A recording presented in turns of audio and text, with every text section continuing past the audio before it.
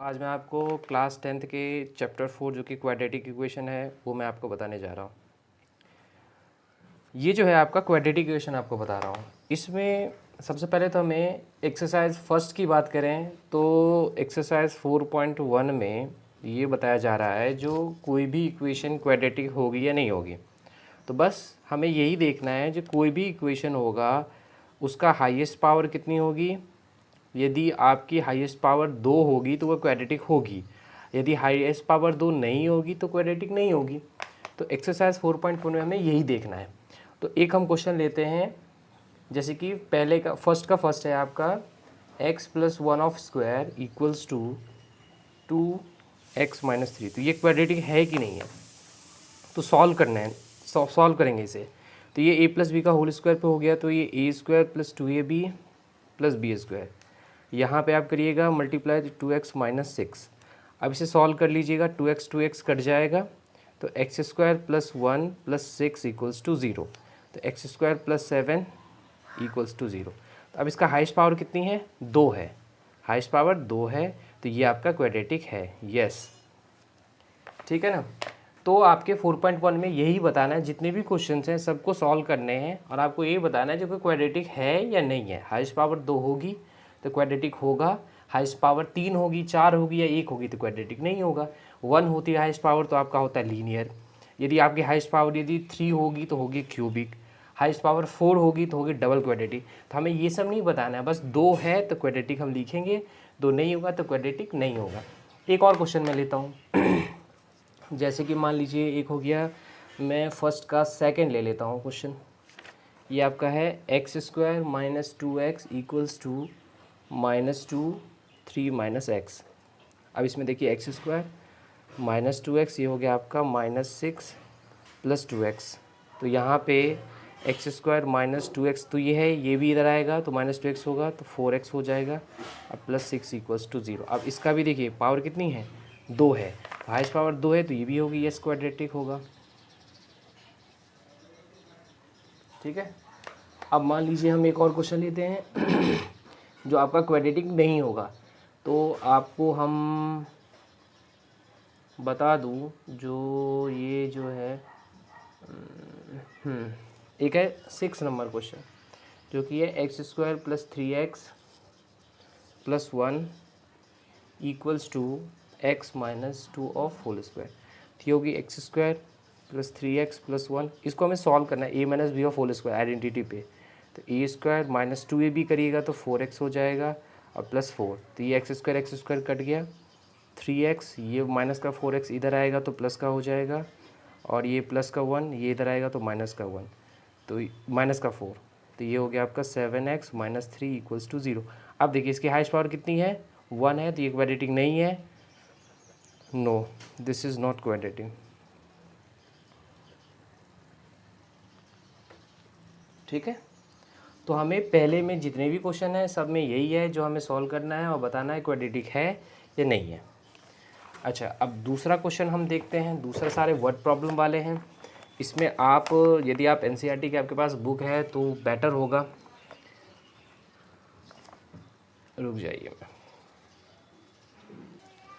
Okay, तो मैंने ये क्वेश्चन लिख दिया सेकंड का फर्स्ट में, जिसमें आपका बोल रहा है the area of rectangular plot is 528 metre square, the length of the plot is 1 more than twice its breadth, we need to find the length and breadth of the plot. इसमें ये बोल रहा है जो आपका सबसे पहले तो इसको आपको क्वाड्रेटिक इक्वेशन में बनानी है, एक तो ये होगा। दूसरा, इक्वेशन में बनाने के बाद लेंथ और ब्रेथ क्या होगी वो भी आपको बताना है।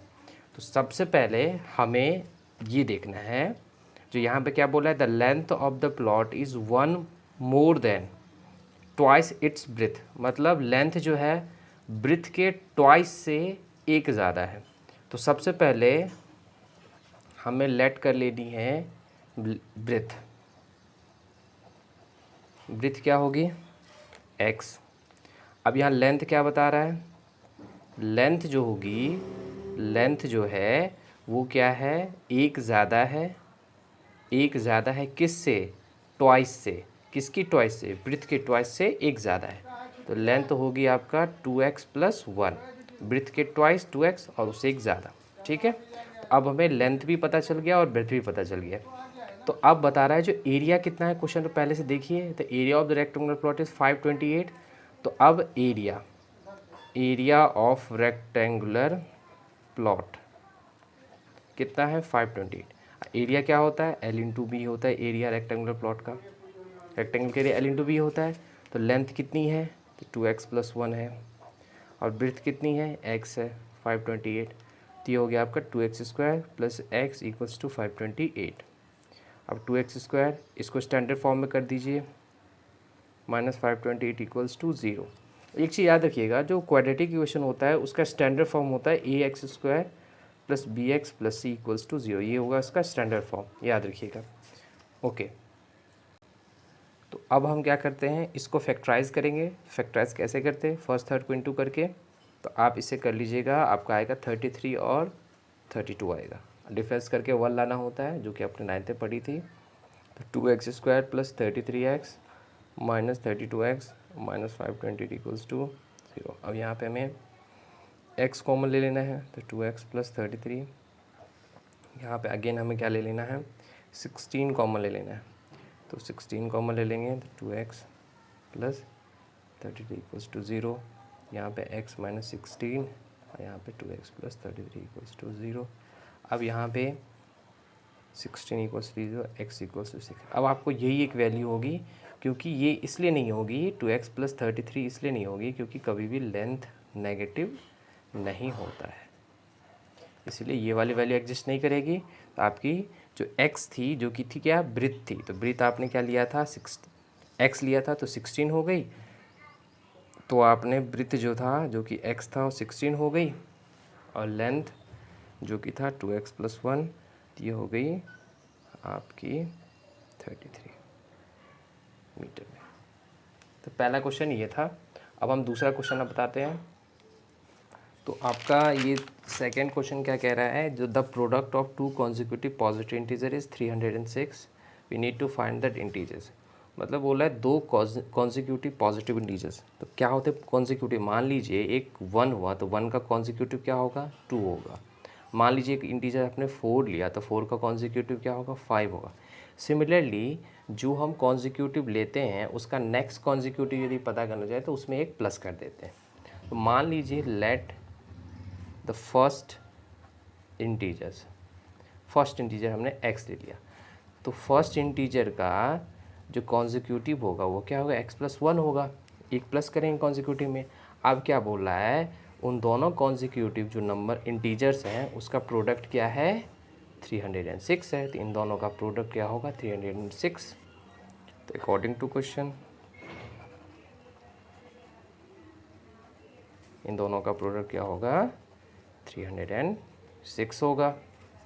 तो अब आप इसे सॉल्व कर लीजिए और दोनों इंटीजर्स क्या होगी वो आप बता दीजिए। तो वही सेम क्या करना है, फैक्टराइज करनी है। तो वही फर्स्ट थर्ड का इंटू कर लीजिएगा आप। तो इस तरह से आप एलसीएम करके भी कर सकते हैं, कर लीजिएगा। हालांकि ये होगा आपका 18x और -17x -306 = 0। यहाँ पे x कॉमन, x + 18, यहाँ पे -17 कॉमन, x + 18 = 0। यहाँ पे हो गया x - 17, यहाँ होगा x + 18 = 0। कभी भी जब भी आप एरिया के पॉइंट वाले एरिया वाली क्वेश्चन कर रहे हैं, मेंसुरेशन की जो भी क्वेश्चन कर रहे हैं, तो उसमें जो भी वैल्यू पॉजिटिव होगी, मतलब फैक्टर जो होगा पॉजिटिव वाला जो होगा, वो कभी वैल्यू नहीं होगा, क्योंकि पॉजिटिव इसको 0 के बराबर करेगा तो ये नेगेटिव होगा, और नेगेटिव कभी होता नहीं है, क्योंकि यहाँ पॉजिटिव इंटीजर्स की बात हो रही है, नेगेटिव इंटीजर्स की बात हो ही नहीं रही है, इसलिए आपकी ये वैल्यू नहीं होगी। तो x - 17 = 0, तो x = हो गया 17। तो फर्स्ट ये हो गया, और सेकंड क्या होगी आपकी, तो फर्स्ट इंटीजर्स आपका होगा जो कि x जो कि 17 है, और सेकंड इंटीजर जो होगा जो कि x + 1 है, तो ये होगा 17 + 1 जो कि 18 हो गया, ठीक है। और ये वाली वैल्यू इसलिए नहीं होगी क्योंकि पॉजिटिव इंटीजर्स की बात हो रही है, तो पॉजिटिव में तो ये तो नेगेटिव हो गया, इसलिए ये नहीं होगी। तो फर्स्ट इंटीजर आपकी 17 हो गई, सेकंड होगी आपकी 18। ओके, तो अब नेक्स्ट क्वेश्चन पे चलते हैं। थर्ड क्वेश्चन ये कह रहा है, जो Rohan's mother is 26 year older than him, मतलब प्रेजेंट टाइम में रोहन की जो मम्मी है वो रोहन से 26 ईयर बड़ी है, ठीक है। उसके बाद बोला the product of their age 3 years from now, मतलब बोला है जो 3 साल बाद जो उन दोनों का एज है उनका मल्टीपल क्या है, प्रोडक्ट क्या है, वो है आपका 360। तो रोहन की प्रेजेंट एज निकालनी है, ठीक है। तो प्रेजेंट टाइम में रोहन और उसकी मम्मी का पहले हम एक इक्वेशन बना लेते हैं, ठीक है। तो let the age of Rohan, Rohan का एज हम लेट कर लेते हैं पहले। रोहन का एज कितना है, x ईयर्स। अब क्या बोल रहा है, रोहन्स की मॉम का, और रोहन्स मॉम का एज क्या है, क्या बता रहा है, रोहन्स की मॉम क्या है 26 ईयर बड़ी है, तो x + 26 हो गया, ठीक है। अब बता रहा है क्या, जो उसके 3 साल बाद जो है, 3 साल बाद, मतलब यहाँ यही बता रहा है ना, the product of their age 3 years from now. 3 years from now का मतलब ही यही होता है, आफ्टर 3 ईयर्स। तो 3 ईयर्स फ्रॉम नाउ, 3 साल बाद। तो रोहन का एज कितना हो जाएगा, रोहन का एज हो जाएगा, जो इसका प्रेजेंट एज है उसमें 3 प्लस होगा। अच्छा, रोहन्स की मॉम का भी जो प्रेजेंट एज है उसमें क्या होगा, 3 क्या होगा, प्लस हो जाएगा, ठीक है। तो रोहन की मॉम का हो जाएगा x + 29। अब बोला है 3 साल बाद वाला जो एज है उन दोनों के एज का प्रोडक्ट कितना है, वो आपका 306 है। दोनों के एज का प्रोडक्ट कर लीजिए, दोनों के एज का प्रोडक्ट क्या है, 360 है, सॉरी 360 है। तो अब क्या कर लेते हैं, इसको हम सॉल्व कर लेते हैं मल्टीप्लाई करके। तो x² + 3x + 29x और प्लस क्या हो गया 87, 29 को 3 से करेंगे 360 हो गया। तो x² + 32x, यहाँ पे ये इधर आएगा आपका, तो माइनस में हो जाएगा। तो माइनस में आप इसको करने के बाद ये आएगा लगभग अप्रॉक्स 273 = 0। अब इसको आप फैक्टर कर लीजिएगा फर्स्ट थर्ड करके, तो ये आपका आएगा 39 और 7, ठीक है। x कॉमन ले लीजिएगा, -7 यहाँ कॉमन लेंगे, ये आपका होगा x - 7, x - 7 = 0। यहाँ से देखेंगे तो x कितना आ रहा है 7, रोहन का परसेंटेज 7 आ रहा है। इसमें देखिएगा तो रोहन का एज नेगेटिव आ रहा है, तो एज कभी भी नेगेटिव नहीं होता, इसलिए ये वाली वैल्यू एग्जिस्ट नहीं करेगी। तो आपका रोहन का परसेंटेज ही आपको निकालना था, परसेंटेज ऑफ रोहन। तो कितना हो गया रोहन का परसेंटेज, 7 ईयर्स। ये आपकी आंसर हो गई, ठीक है। ओके, तो नेक्स्ट क्वेश्चन करने के लिए सबसे पहले एक रिलेशन आप समझ लीजिए, जो टाइम इक्वल्स टू जो होता है वो आपका होता है डिस्टेंस अपॉन में स्पीड, ठीक है। अब यहाँ पे क्वेश्चन समझिए, क्वेश्चन बोल रहा है अ train travel distance of 480 kilometre at a uniform speed, मतलब कोई ट्रेन 480 किलोमीटर जो है एक स्पीड, सर्टेन स्पीड से चल रही है। अगर if the speed has been 8 kilometre per our less, यदि आप स्पीड को 8 किलोमीटर पर आवर कम कर देते हैं तो उसको 3 घंटे ज़्यादा लगता है सेम डिस्टेंस को कवर करने के लिए, तो उस ट्रेन की स्पीड क्या है वो आपको बतानी है। तो सबसे पहले हम ये देख लेते हैं जो ट्रेन की पहली स्पीड कितनी थी। तो let the speed of train, पहली स्पीड कितनी थी, और इन जनरल क्वेश्चन में जो आपको निकालने को बोले वही आप लेट कर लीजिएगा, x थी, ठीक है। तो जब आपकी x थी स्पीड, तो 480 किलोमीटर डिस्टेंस को कवर करने के लिए कितना टाइम लगेगा, तो t1। ये जो टाइम है वो क्या थी, वो जो ये जो टाइम है वो x स्पीड से हमें निकालना है 480 किलोमीटर का, तो टाइमिंग क्या होगी, डिस्टेंस अपॉन में स्पीड होगी, ठीक है। अब क्या हुआ, तो अब स्पीड क्या हो गया, रिड्यूस हो गई, कम हो गई। तो न्यू स्पीड कितनी है, न्यू जो स्पीड है वो होगी कितनी थी, 3 किलोमीटर पर आवर, क्या होगी, कम हो गई, तो कम करिए, तो x - 3 हो गई। अब यहाँ पे क्या बोल रहा है, यदि आप sorry the speed 8 kilometre per hour, 8 kilometre per hour कम हो गई है, तो 8 किलोमीटर पर आवर कम कर दिया ये स्पीड।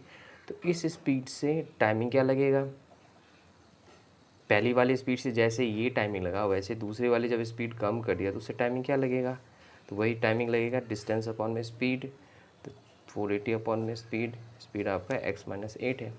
अब बोल रहा है ये जो टाइमिंग है वो इस वाले टाइमिंग से क्या है, 3 घंटे ज़्यादा है, 3 घंटे ज़्यादा है।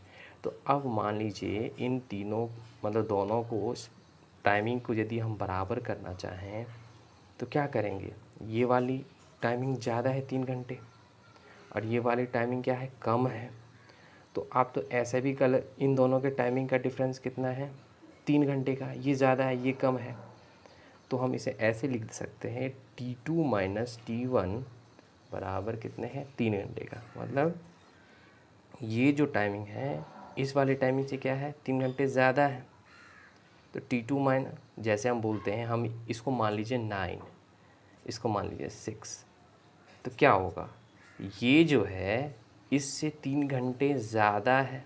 इसका क्या मतलब, इसका डिफरेंस क्या होगा, इसका मतलब 3 का। तो बस वही चीज़ है, सेम चीज़ है, जो ये टाइमिंग इससे 3 घंटे ज़्यादा है। तो simple T2 minus T1 equals to क्या होगा, 3 होगा। अच्छा अब T2 कितना है, 480 अपॉन में x-8 माइनस 480 अपॉन में x इक्वल्स टू 3। अब इसे आप क्या कर लीजिए, कॉमन ले लीजिए 480, ये हो जाएगा 1 अपॉन में x-8 माइनस, इसको आप काट भी सकते हैं, इसको आप सॉल्व कर लीजिए।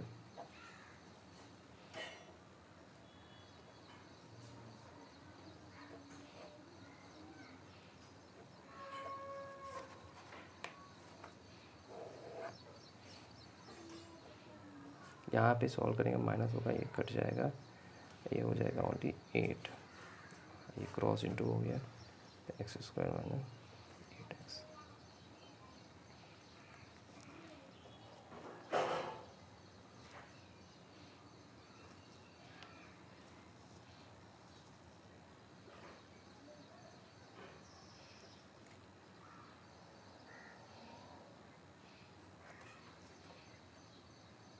ये हो गया। अब इसे फैक्टर करिए, इसको 1280 को जरिए फैक्टर करेगा तो आएगा 40 और 32 के समवेयर में आएगा, कर लीजिएगा। ये टाइम सेविंग के लिए मैं ऐसे शॉर्ट में बता रहा हूँ। तो ये आपका हो गया माइनस का 40x और प्लस का 32x। इसको आगे कर देता हूँ।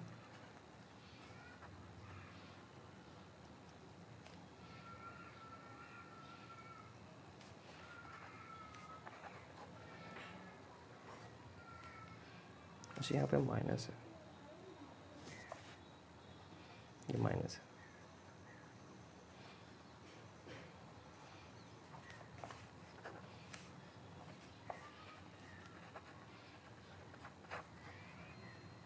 कभी भी आपका स्पीड जो है, फिर दोनों को पहले आप 0 से इक्वल कर लीजिएगा। तो एक आएगा 40 और एक आएगा आपका -30। स्पीड कभी भी नेगेटिव नहीं होता है, इसलिए x की वैल्यू आपकी 40 हो गई।